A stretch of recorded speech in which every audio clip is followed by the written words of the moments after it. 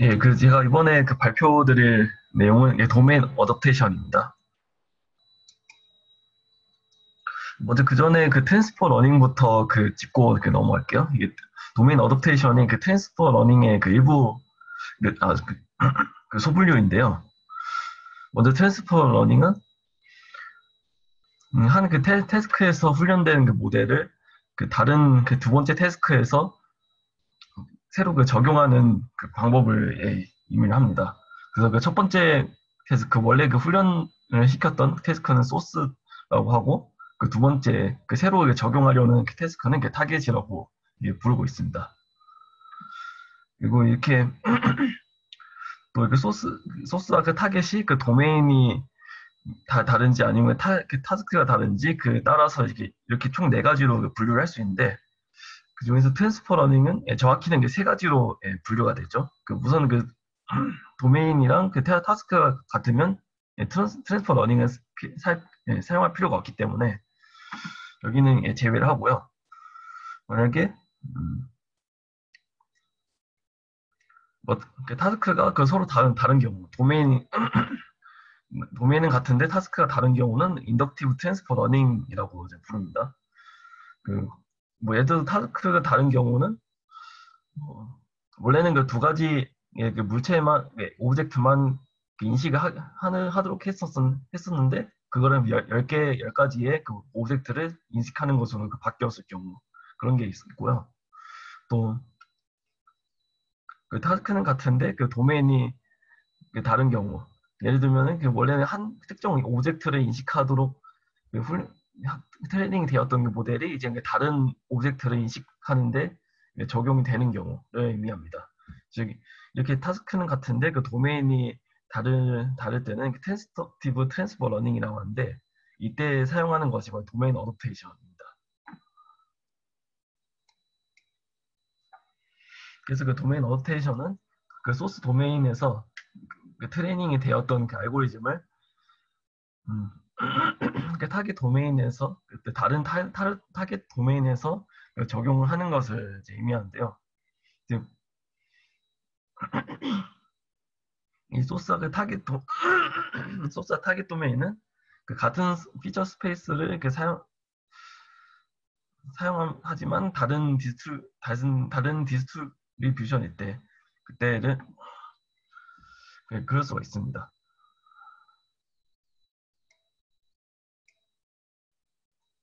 예를 들면 도메인 어테이션에 예시는 그 다음과 같습니다. 우선 그 뉴스 와이어스, 즉 뭐 뉴스 제공 서비스라고 부르는데, 여기서 사용되었던 그 알고리즘이 지금 뭐 메디컬 문서 같은 경우에 사용되는 경우가 있고요. 또 의학 관련해서는 그 이전 그 질병 같은 경우에 그 사용됐던 그 진단 알고리즘이 뭐냐면 뭐 코비드-19에 사용되는 경우, 이런 경우가 있습니다. 그리고 컴퓨터 비전에 사용되는 경우는 뭐 아래와 같은데요. 먼저 그 데이터셋이 다른 경우, 즉 소스에서 사용되는 데이터셋과 그 탁에서 사용되는 데이터셋이 서로 다른 경우가 있고, 또 엠니스트 데이터셋 같은 경우는 여기서는 그 0에서 아니, 숫자 0에서 9까지의 그 숫자들을 트레이닝을 했는데, 여기서 트레이닝된 모델을 실제 사진에서 숫자를 인식하는 데 사용된다든지 그런 게 있고, 또 뭐 그림에서 사람 얼굴을 인식을 한 알고리즘을 이제 실제 얼굴로 실제 얼굴 인식을 하는데 적용한다든가, 아니면 뭐 3D 모델링을 한 오브젝트를 훈련시킨 후 이거를 실제 오브젝트 인식한 사용된다든가, 이런 여러 가지 경우가 있습니다.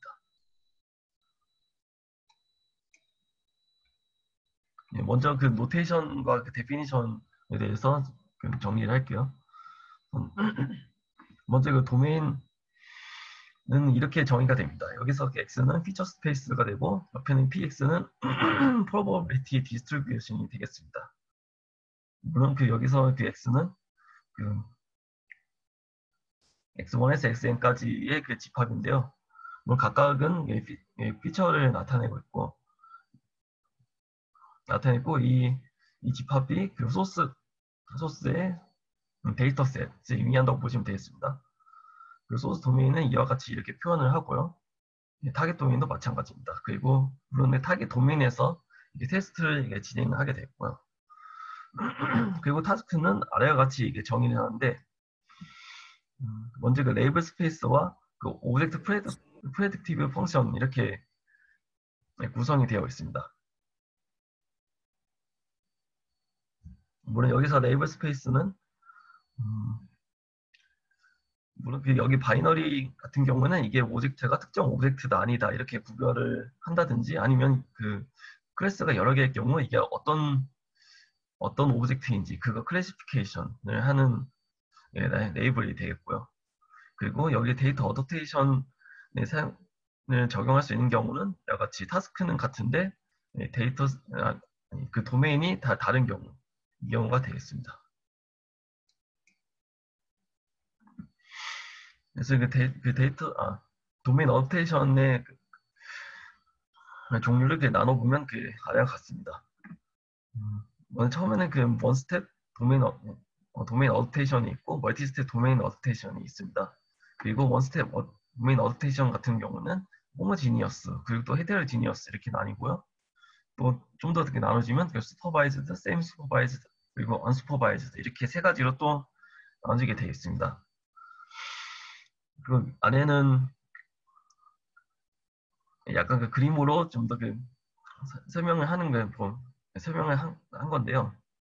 그 원스텝 도메인 어도테이션 같은 경우에는 말씀드린 것처럼 소스 도메인에서 이렇게 학습된 모델 가지고 이제 타겟 도메인에서 사용하는 거죠. 즉, 소스 도메인에서는 인식하지 않았던 오브젝트를 이제 타겟 도메인에서 이제 인식하는데 이제 사용이 되는 거고, 멀티 스택 같은 경우에는 이 경우가 좀 여러 개가 연결되어 있다고 보시면 됩니다. 우선은 소스 도메인에서 트레이닝했던 그 모델들을 바로 타겟으로 넘어가지도 않고 중간 도메인으로 이렇게 옮깁니다. 중간 도메인에서 다시 트레이닝을 시키고요. 또 여러 번의 단계를 거쳐서 최종적으로 타겟 도메인에서 트레이닝을 하는 그런 과정을 거치는 것이 바로 멀티스텝 도메인 어댑테이션이 되겠습니다.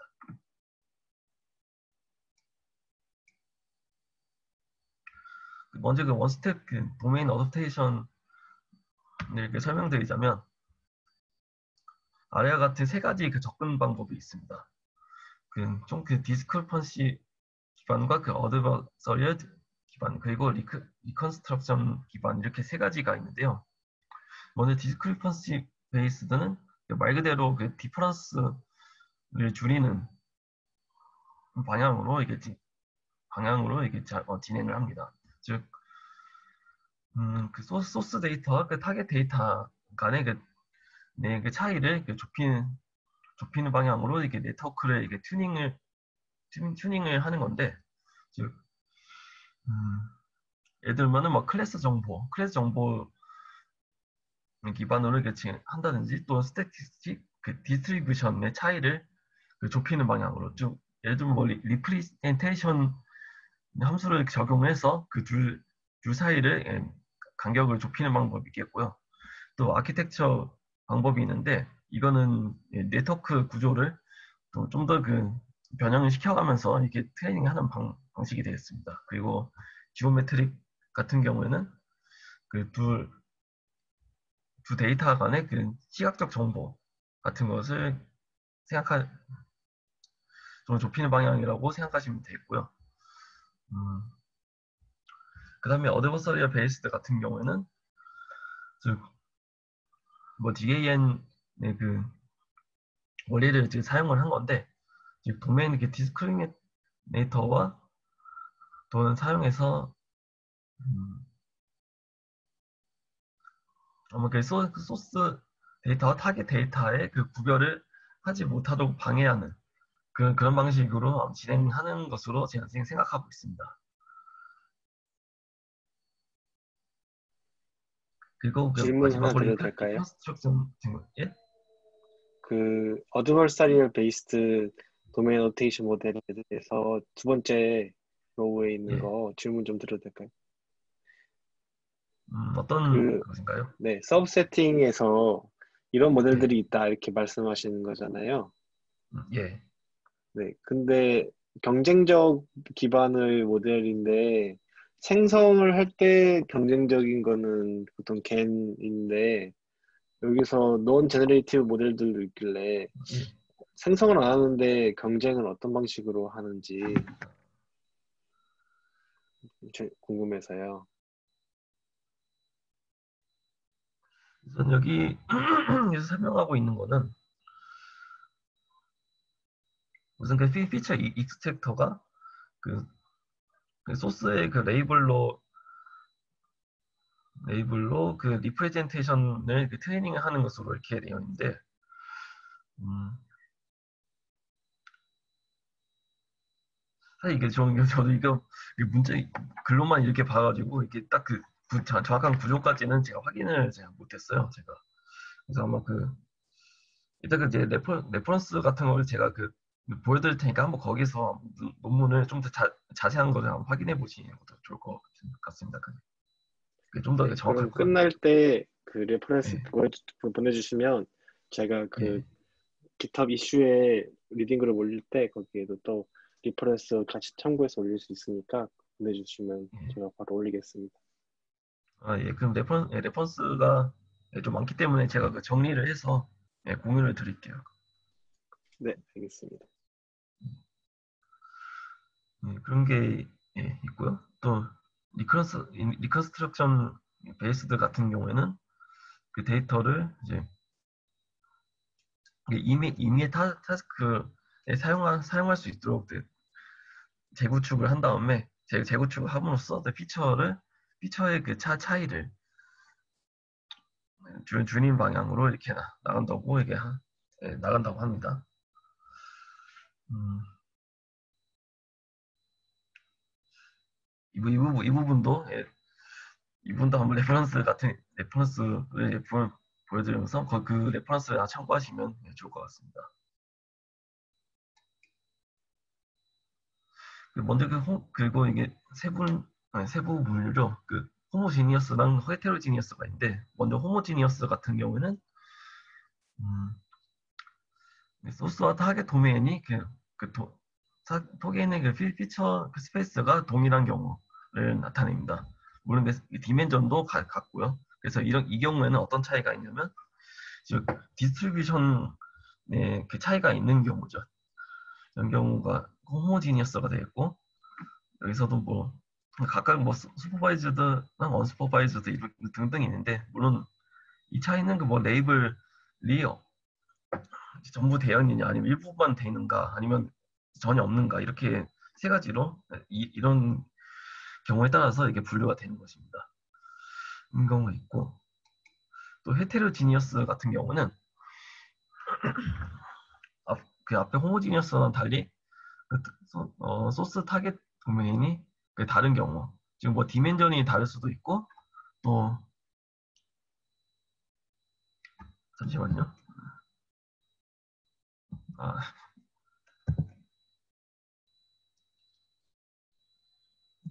예, 뭐 디멘전이 다른 경우는 뭐 피처 그 종류 자체가 뭐 다른 경우가 있을 수 있습니다. 그 예를 들면 뭐 이런 경우가 있을 수 있는데 그동안 이미지를 트레이닝을 했다가 갑자기 그 텍스트로 바뀌었을 경우 아니면 또 텍스트로 훈련을 했었는데 이제 이걸 이미지에 사용하는 경우 뭐 이런 경우에도 사용할 수 있다고 하네요. 이런 경우가 바로 헤테로지니어스 데이터 어댑테이션이 되겠습니다.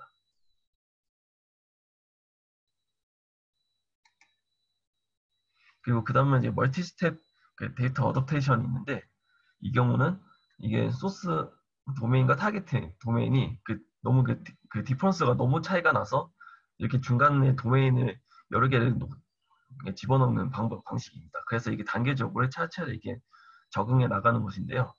예를 들면은 뭐 그 소스 도메인에서는 그 사람을 인식을 했는데 타겟 도메인에서는 뭐 차량을 인식을 한다 이러면은 둘 사이에 그 공통점이 거의 없기 때문에 아마 원스텝으로는 상당히 어려울 것입니다. 그래서 이런 경우에는 예를 들면은 원래 사람을 인식했는데 중간에서는 뭐 헬멧을 인식하다는가 그 다음에는 헬멧을 인식했으면 그 다음에 오토바이를 인식을 하고 그 다음에는 뭐 차량 인식하고 이런 식으로 하면은 그 중간 그래도 그 소스와 그 중간 도메인의 차이를 좀 더 좁힐 수가 있겠죠. 그래서 이런 방식으로 단계적으로 적응해 나가는 방식이라고 하면 되겠습니다.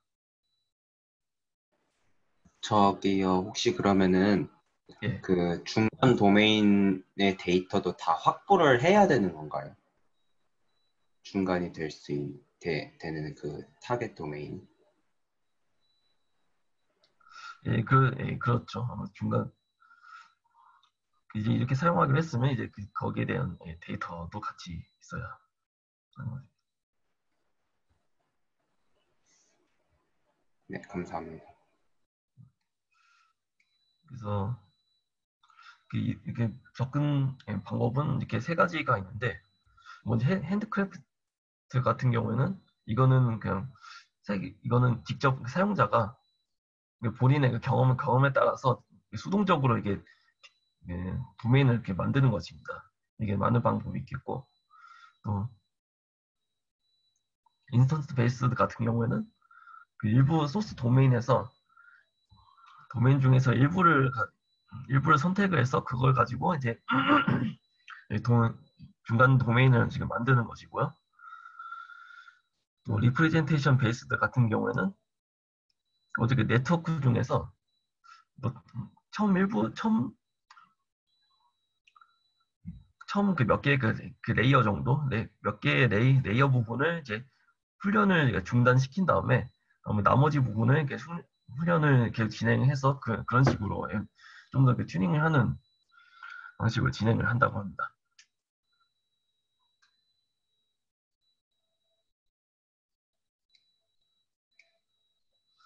네, 그 다음은 그래서 이렇게 도메인 어댑테이션의 종류를 이렇게 알아봤고요. 그래서 이거를 응용하는 그 분야는 다음과 같습니다. 먼저 이미지 클래시피케이션이 있는데, 즉 A 같은 경우에는 그 아마존이나 뭐 DSLR, 웹캠 뭐 등등이 있는데, 여기서 그 데이터셋이 전부 다른데 인식하고자 하는 그 오브젝트가 전부 다 같죠.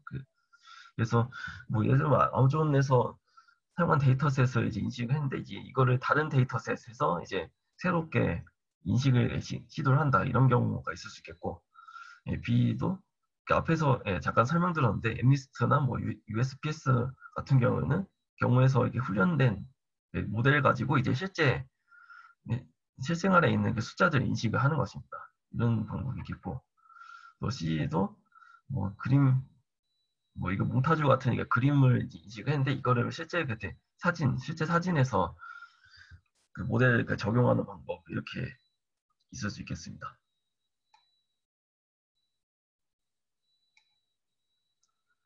그리고 두 번째 어플리케이션은 얼굴 인식이 있는데요. 여기서 보시는 그림은 먼저 이게 이 소스 도메인에서는 이와 같은 게 사진이 있는데, 이 밑에 있는 것은 타겟 도메인에 있는 이미지입니다. 여기는 소스 도메인에 존재하지 않는 사람의 얼굴인데요. 즉 여기서는 이미지 합성을 사용해서 이렇게 3D 모델링을 이렇게 적용합니다. 이렇게 하면은 이제 이미지 데이터셋이 이게 늘어나게 되는데, 이제 이렇게 원본의 이미지를 개수를 이런 식으로 개수를 늘려가면은 늘어날수 아마 타겟 도메인에 있는 이미지와의 디스크리펀시가 좀 좁아질 가능성이 좀 있겠죠. 그래서 이런 방식으로 이게 어더테이션을 사용할 수가 있겠습니다. 그리고 또 다른 분야로는 임의론적 세만틱 세그멘테이션이 있는데, 여기 같은 경우는 이와 같이 소스 도메인과 타겟 도메인이 있습니다. 지금 소스 도메인에는 데이터가 지금 레이블이 붙어 있는 데이터가 갖고 있는데, 타겟 도메인 같은 경우는 레이블이 존재하지 않습니다. 그래서 여기서는 도메인 어드베이스를 트레이닝을 사용을 해서 적용을 했는데요. 소스 도메인에서 이렇게 트레이닝이 된 모델을 가지고 이제 타겟 도메인에 적용해서 여러 가지 결과를 만들었다고 합니다.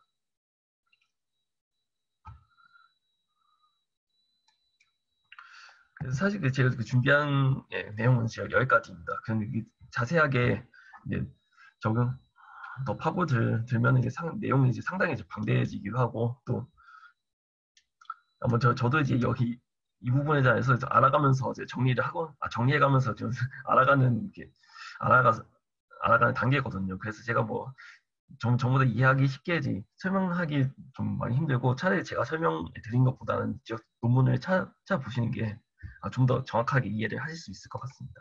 그래서 이 부분도 아마 레퍼런스를 어느 정도 적었는데 실제로 좀 더 레퍼런스를 더 구해서 이것도 역시 더 분류를 각각이 어떤 분야에 사용되는지 분류를 해서 정리를 해드리도록 하겠습니다.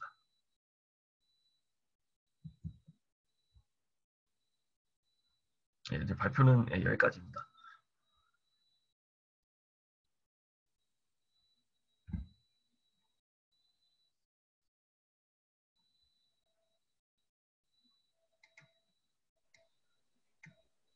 우선 질문 없으시면 녹화 종료하겠습니다.